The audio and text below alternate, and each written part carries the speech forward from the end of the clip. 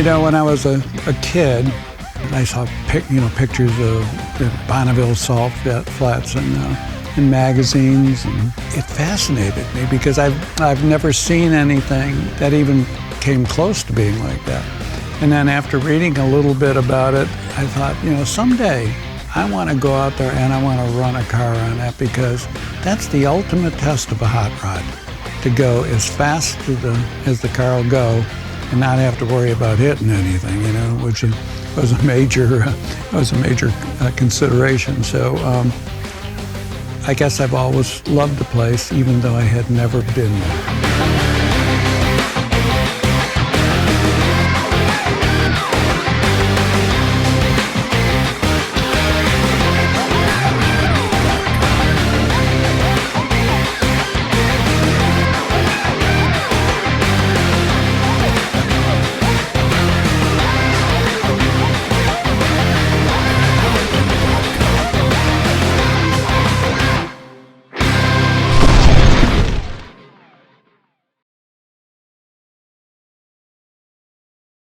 I guess the very first time I ever even heard or mentioned or saw anything about the Bonneville salt flats was probably when I was, 10 or 12 years old, reading hot rod magazines like kids used to do back then. I saw this place in Utah and it was like, oh my God, would I ever like to go there?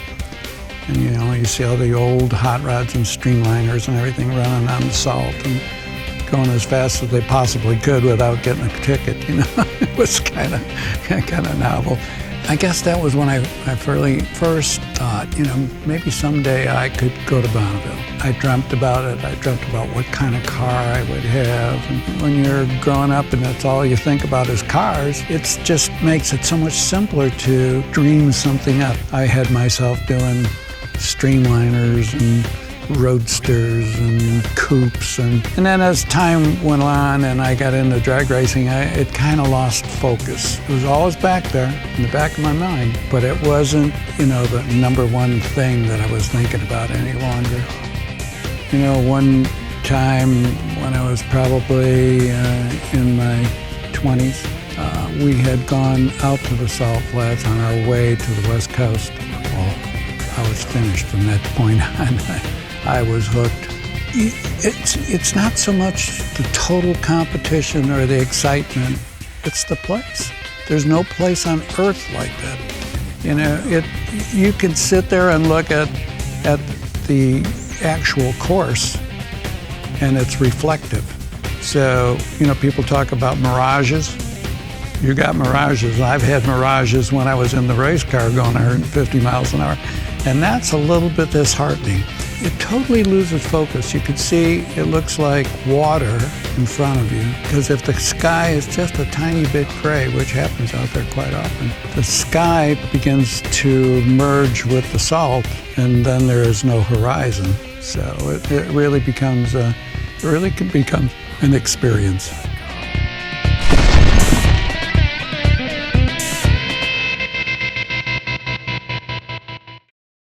I always wanted to build a car for Bonneville because I was so busy with my job. I kind of put it off, but I had a street roadster. I had put a Chevy in it and it was a full fender 29 Ford Roadster. A friend of mine out in California said, have you given up on Bonneville? And I said, no, I haven't given up on it. And he goes, well, you got that Roadster, you're not even finished with it. Why don't you just take it apart and make a racer out of it? Well, at first I thought, well, that guy's lost his marbles, But then after I thought about it for a while, if I was ever going to do it, that was the time to do it. I had a lot of friends at Motorsports International in St. Louis, so we said, you know what, let's take that thing apart. And we took it apart, and I started thinking about how I wanted to do it. And I had to do it with a flathead in it, because that was always my dream, to take one of those old antique V8s, hop it up as hard as you can get it, and break the world record. That's exactly what we did. I had a couple of flathead engines laying around, and I started thinking about what I wanted to do to make it go fast, and one thing led to another, and we took that 29 Ford Roadster and completely redid the chassis, completely redid the body, lowered everything down on the ground, got it as close as we could. But, you know, I had this dream, well, you could really go fast, you know, with a souped up flathead with carburetors on it. And boy, that was a shock. I always thought, well, you could go 120 or 130 miles an hour with 4 carburetors on an old flatty, and I found out that after I got there, that was not really a true vision, as they say. I know that the guys years and years ago did go, you know, 110 or 115. Some say they went 130, but back then there was not as much of a rigorous technical inspection, and a lot of those guys that said they were running gas had, you know, methanol in it or nitro or God knows what mixed with the fuel, you know. To do it on pump gas, you're going to have to really, really do some exotic things to the engine, which I had not done the first time I went out there. So when I went out the first time, I had 4 carburetors on it and a pretty neat car. When I made my first run in it, I was like sitting behind the wheel going, come on, come on, come on, let's go, let's go. And I was totally disappointed when I got my time slip. The first full run we made was like 109 miles an hour. And that was my licensing run. And I figured, well, now I can go back and put a little bit more timing in it and do this and do that. And I went out and I went 111. I went, oh my God, what's wrong? And slowly but surely we inched it up to 119, but that was 10 miles an hour from where I wanted to be.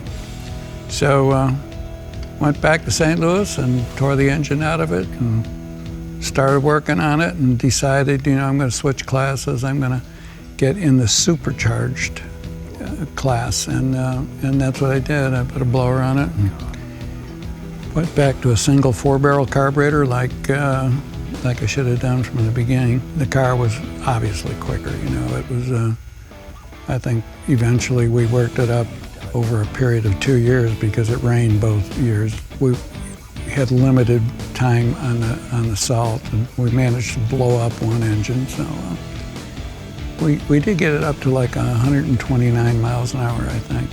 And then I pretty much figured out what I had to do to go faster.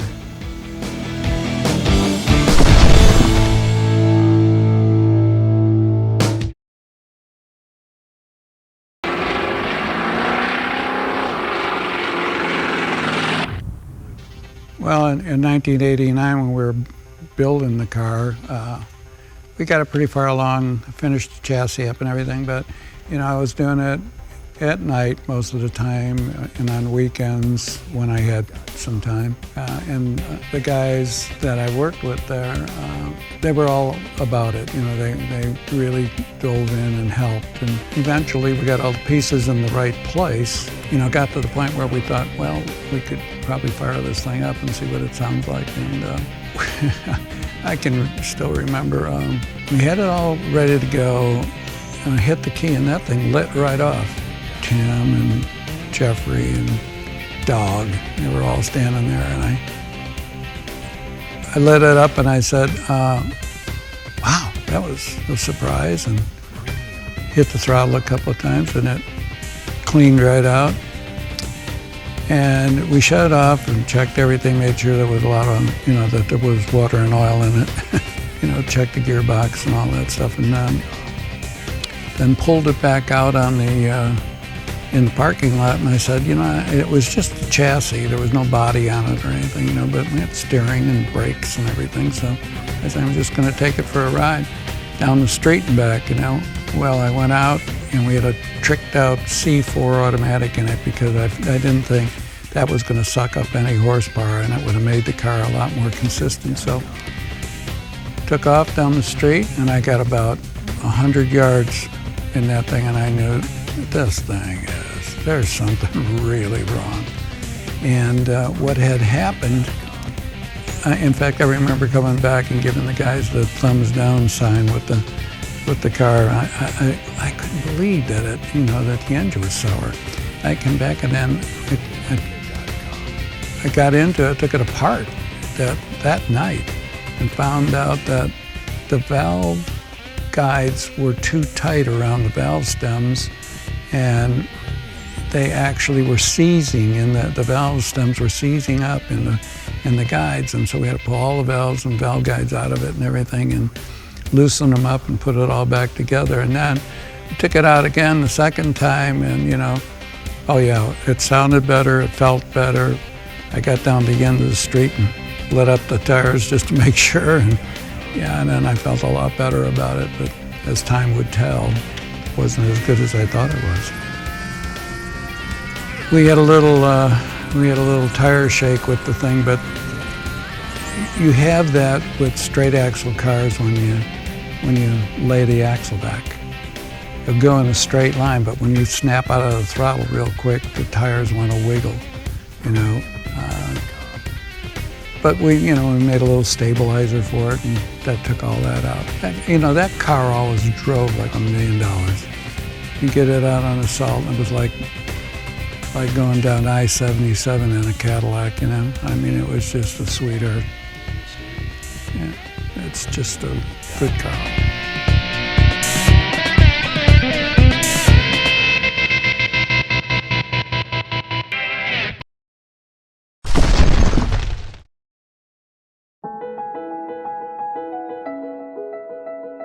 Come 1989, we finally finished the car up and decided we were going to take it to the Salt, put it on the trailer, and drove on out to Utah. To get out there took a big effort because, there was just a couple of us, and we drove day and night to get there because we left later than we wanted to because of business commitments. And most guys that were that age, and I was over 50 years old at the time, and guys are that age, they don't think about driving day and night anymore. They think about getting on an airplane and flying first class, But that was not what we were there for. We were there to experience the whole bag. And that's exactly what we did. It took forever to get there, but on the way home it was worse because we had failed. My family was very supportive. My wife thought it was a little late in life to do something like that. I go under the premise that I've always believed in. You're never too old to race, but when you stop, you get old. And that's something to think about. And I told my wife, Pat, this is something I really want to do. And she said, well, go ahead, I'll ride out there with you, but I'm going to see Bill Simpson's wife. So that was the whole deal. And so it wasn't painful in that area. It was painful in the performance area. So when I got there, it was like a fantasy. I was already involved in big-time automobile racing, and this was the direct opposite. And the one thing that stuck with me immediately was when I got out of the truck and walked back to the trailer to get the car off for inspection, I said to myself, man, you're finally here after all these years. Now what are you going to do? And it's a realization that it can be exciting or it can be a total bummer. The thing that I think I remember most about it is, taking the car off the trailer and bringing it up to the tech line and waiting and waiting and waiting. And then see it getting up 2 cars from where it's going to go through tech, and then all of a sudden I say to myself, boy, if I can see all these things that I think are wrong with it, what are these guys going to find? So when I got there, I actually became a little bit afraid it wouldn't go through tech, which was something I shouldn't have been afraid of because it whistled right through because it is so well built, And everybody was oohing and on. And then this one fellow, I don't even know what his name was, but I remember this now. He came up to me and he says, a really nice car, but it ain't going to be very fast. And I said, really? I was like, who are you? But it was a harbinger for what was to come, because, it sounded good, it looked good, it was safe, but it was slow. And when I say it was slow, it was slower than I knew I had to go to break a record. And if that's what you're going out there to do, then it's obviously a big disappointment when it doesn't. So, there's a lot of people who go out there just to go. And they go out there because it's beautiful in its own very crude way. But if you're going out there just to take a ride, I'd just stay home and drive around the block, you know what I mean? It's not the same thing. When you go out there, you all of a sudden say, hey, what did I drive all this way for? I'm going to go out there and kick some butt. Well, when it didn't happen, I was pretty disappointed, to be very honest with you. And I knew that there were things that I could have done to the engine. And when I look at it like that, I look at it from a professional standpoint. I left something on the table. And I think more than anything else, I embarrassed myself in my own mind, because after I made that first run and found out I didn't even go 120 miles an hour, I could have gone 120 miles an hour in the truck on the way up there, It was like the dream from being 15 years old got shattered. So it was a situation that was like a rude awakening. But it was another opportunity. I looked at it like, this is going to be tougher than I think it was going to be, and had to do it.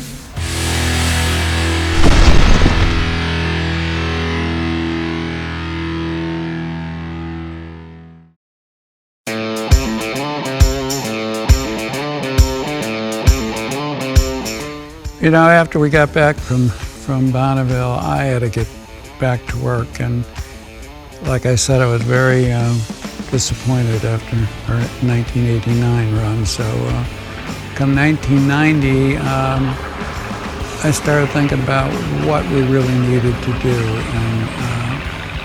and we completely redid the engine and transmission combination, put a 4-speed in it, and changed the rear end ratio, the height of the car, more aerodynamic body panels. We did a lot of work on that car, and it was kind of a disappointment because we took one all the way out there, and it rained. We got in a couple of runs, but nothing that really. It was significantly faster, but it was not good enough. And then it rained, and there was that place. It's a funny thing, people don't realize this, but the salt flats is not a pool table. It's as hard as a brick, but 6 or 7 inches underneath that surface, there's water. It is a salt lake. And when the top dries out, you can race on it. But if it rains, you better get everything that you have off that course, because if it starts to rain, within 30 minutes, you'll have 6 inches of water over the top of the course, and everything will be floating, including the restrooms. So it's kind of a weird sensation, but I've got plenty of photographs of the water so deep that the guys are walking around with halfway up their shins, And it happens in less than an hour. So what happened there was it rained, and I said, this is never going to dry out by the end of the week. So we packed up our stuff and went home. And when we did go home, we looked through that engine and said, we could do a few things here that might be a little bit better. And we actually built a second engine for the car and went out there in 1991 with a whole different attitude. It was like, we're going to go out there and we're going to break this record, or we're going to blow everything up that we have. Well, unfortunately, we did exactly that. We went out there, we went a lot faster. In fact, the record at that point was 140 miles an hour. We ran like 138 or something, 137 unofficially, and that was really, really, really close. And the very first engine was pretty powerful, but it cracked the cylinder and the water ran in the engine. Of course, that bent a rod, So that one was done. So we took it back to our little pit area and snatched the engine out of there and went through it and put the second one in. And we figured that the second one was going to be the Bullet. And it was a really good, solid sounding piece. And it had a lot more valve work and a lot more porting and a lot more balancing and a lot more tweaking. And it came out of the box, running really good. So there's a little back area that you can test in without getting on the actual course. And we went back there and shook it down through the gears, and it was solid. It was fast. I said, okay, we're ready. We're going to go. We're going to blow this thing up, or we're going to set a record. And unfortunately, we blew it up. It was quite a ride, in fact. When I look back at it, I thought, I'm glad Pat wasn't here for this, because she would not have been happy, because I was going, they say, in excess of 140 miles an hour, and it blew a rod right out the side of the block and locked the engine up, and the car slid sideways. And as one of the crew members, David Maneri, said, it was really weird because we could read the whole side of the car, all the lettering, and you were still going through the lights. So it was totally sideways, and then it finally kind of straightened out, and I nursed her down, kicked her out of gear, and let it coast, but it was puking oil all over the place. So the rear wheels were in oil, and it was sledding and slipping, and oh man, I'll tell you, I was sick. I didn't get upset, I didn't get afraid. I was just disappointed again, The whole thing was like, come on, when's this going to get straightened out, I've had enough of this. So actually what we wound up with was a race car and 2 blown up engines, which was, but you know what? I wasn't disappointed like I was in 1989. I felt like, hey, we're right there. We're gonna go better. That we're on a really good run there, and I don't know what happened, whether it just was a defective rod but I'll tell you one thing, I saved some of the pieces just to remind myself this can happen. And I was pretty lucky that when it was going sideways, the tires and wheels didn't dig in, which happens to all those roadsters because they're higher off the ground than a streamliner. And when they go sideways, if it hits some soft salt of the track that they've already ground, then you're going to go upside down and it ain't going to be pretty.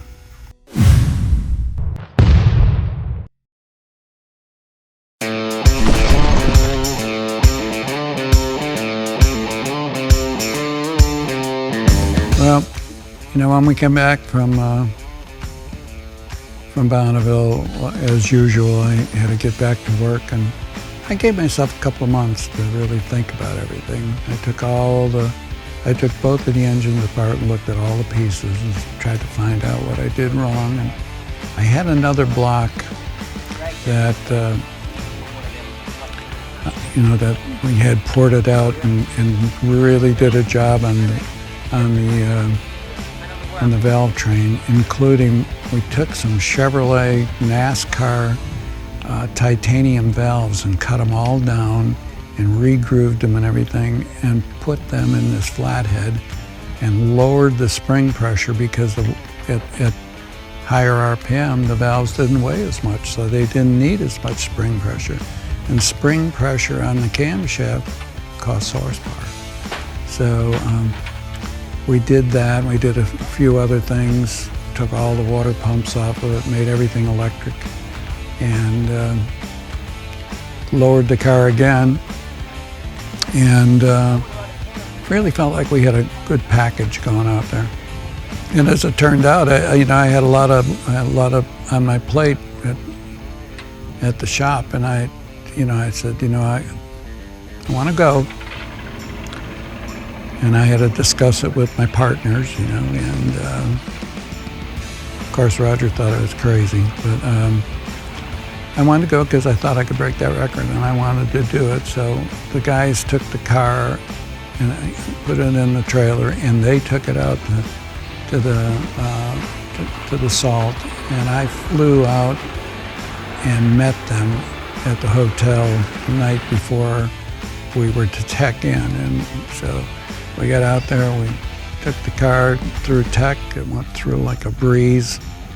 Everything felt entirely different than it usually did. It was like, you know what? These guys out here are in for a big surprise, because this baby's gonna haul butt today.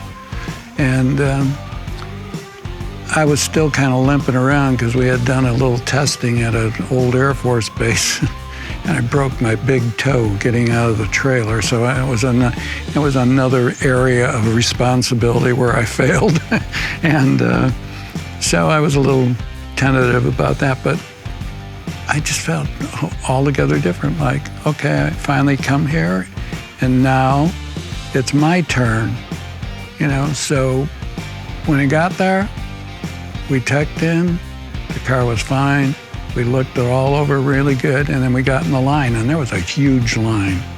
And everybody's talking about what they're gonna do and what they're gonna do and what they're gonna do. I didn't say anything to anybody, I just felt it. I felt we were gonna really go good. And I knew that I learned one thing. They allow you to have a push truck to get you away from the starting line. And this is something that only someone that has raced there would understand this. The salt is wet all the time. It's not entirely too slippery to ride on, obviously, because we're all doing it. But once you get the tires spinning, you're in trouble, because they will continue to spin because they're slicked up from the salt. So they allow you to have a push truck, and for the first time, I really utilized that. I didn't drive away from the starting line, because when you shift gears, you start to spin the tires. So I said, just push me off until you get to the area where they say you got to stop pushing, which is probably about 35, 40 miles an hour. And then you pull off with the truck and you go on your own power, which I did, and I did it really smoothly. Like, when you're stepping on the gas, it's just like you were stepping on an egg, and you don't want to break the shell. Just keep coming down real slow, and shift it real gingerly, and just keep working the speed up. And people say you can't feel the difference, but I could feel the difference. I knew when I was getting close to 140, because I'd been there before in that car. Your head's out in the wind, and you're going 140 miles an hour. If anybody wants to know what that feels like, go down the highway at 70 miles an hour and stick your hand out the window. Now pretend that's your head. So it's a strain. You got to have a good, strong neck muscles, and you've got to have your head on up against a pad inside your roll bar to keep you focused. One thing that you're not confronted with, that you can be confronted with on these old airstrips when you're trying to run for top speed, is the airstrips are real bumpy. And when you're at Bonneville, it's as smooth as a tabletop, just zinging right along, and you just get in the zone and away you go, So it was smooth. I could feel the engine had lots of power. And then I started heading for the start-finish line for the first set of traps out there, and I knew this baby's hauling butt right now. And I looked down at the tachometer, and what I saw was wheel spin. we had about 250 to 300 RPM wheel spin in high gear at 150 miles an hour. So each time we came back, made a pass, going one way or going the other way, the backup run, it did the same thing. And I had done something that people told me to do, and I never did because I couldn't believe in it, because basically I'm a drag racer. You don't go faster by making the car heavier. Well, you do at Bonneville, because I picked up almost 5 miles an hour by putting 300 pounds of lead directly over the rear axle. And that cut down on the wheel spin, and away we went. So it was a wonderful feeling. It was like somebody had just lifted a big brick off my head, I got it done. I knew I was going to be able to come back and say, okay, we went out there, we said we were going to do it, and now we've done it,